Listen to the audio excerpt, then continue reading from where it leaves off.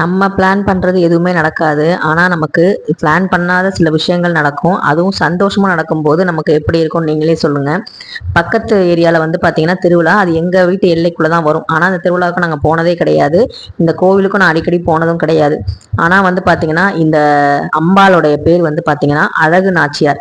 அழகும் இருக்கும், வீரமும் இருக்கும். அப்படிப்பட்ட ஒரு குட்டி ஒரு அம்பாள், பெரிய கோவில், கருப்பு சாமி எல்லாமே வந்து இருப்பாங்க. காவல் தெய்வங்கள் நிறைய இருக்க கோவில். நேற்று சாயங்காலம் வந்து பார்த்தீங்கன்னா, அதாவது செவ்வாய்க்கிழமை சாயங்காலமா எங்கள் வீட்டுக்கார் வந்தார். நான் சஷ்டிக்கு அன்னைக்கு செவ்வாய்க்கிழமை சாயங்காலம் வாழைப்பழ தீபம்லாம் ஏற்றிட்டு சாமி கும்பிட்டுட்டு ட்ரெஸ் எல்லாம் மாற்றிட்டேன். மாற்றிட்டு சரி நம்ம வந்து சாப்பிட்டு தூங்க போகிறதானேன்னு சொல்லிட்டு மாற்றிட்டேன். திடீர்னு வந்தாங்க, வா கோயிலுக்கு போகலாம் அப்படின்னாங்க. எந்த கோயிலுக்குங்க? சரி முருகன் கோயிலுக்கு தான் கூப்பிட்றாங்கன்னு நான் நினச்சா, இந்த குட்டி அம்பாலை, இந்த குட்டி தேவதையை பார்க்க தான் கூப்பிட்ருக்காங்க. ஆனால் வந்து பார்த்தீங்கன்னா எனக்கே அதிசயமாக இருந்துச்சு.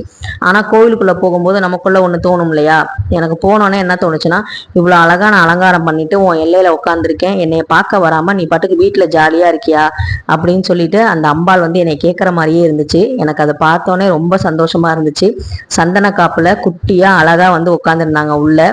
எனக்கு ரொம்ப ரொம்ப பிடிச்சிருந்துச்சு. அவங்க சிரிப்பு, அவங்க அழகு, அவங்களுடைய அந்த முக அமைப்பு எல்லாமே வந்து பார்த்தீங்கன்னா இதை பார்க்கறதுக்காக அம்பாள் நம்மளை வர வச்சிருக்காங்க அப்படின்னு. ஏன்னா இது வந்து நான் நினைக்கல போகணும்னு, சத்தியமாக நான் நினைக்கவே இல்லை.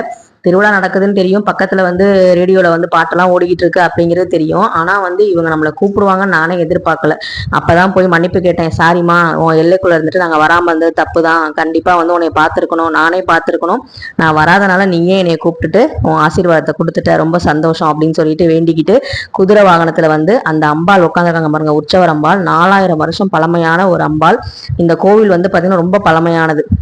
அதாவது நம்ம சொல்றோம்ல, மனுஷங்களுக்கு ஒரு நேரம் வரணும் அப்படின்னு சொல்றோம்ல, நேரம் காலம் வந்தா எல்லாம் கூடி வரணும். இந்த கோவில் வந்து எத்தனையோ வருஷமா இருக்கு. ஆனா இப்பதான் வந்து பாத்தீங்கன்னா இதுல இருக்கவங்க எல்லாம் எடுத்து நடத்தி ரொம்ப வந்து சிறப்பா இப்பெல்லாம் வந்து பாத்தீங்கன்னா விழாக்கள் நடக்குது. போன வருஷம் வந்து கும்பாபிஷேகம் வந்து நடந்துச்சு. கடவுளுக்கே வந்து பாத்தீங்கன்னா நேரம் காலம் வந்தாதான் திருவிழாவே நடக்குது.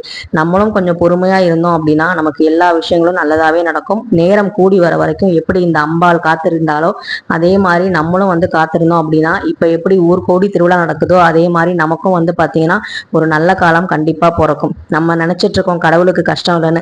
அவங்க படைச்ச பிள்ளைங்க நம்ம கஷ்டப்படும் போது அவங்க எப்படி கஷ்டப்படாமல் இருப்பாங்க? என்ன மாதிரி ஒரு சாதாரண ஆளை பார்க்கணுன்னு அந்த அம்பாளுக்கு அவசியமே இல்லை. ஆனால் சும்மா வீட்டில் படுத்திருந்த என்னை எழுப்பி கூட்டிட்டு போய் ஆசீர்வாதம் பண்ண இந்த அம்பாளுக்கு கோடான கோடி நன்றி.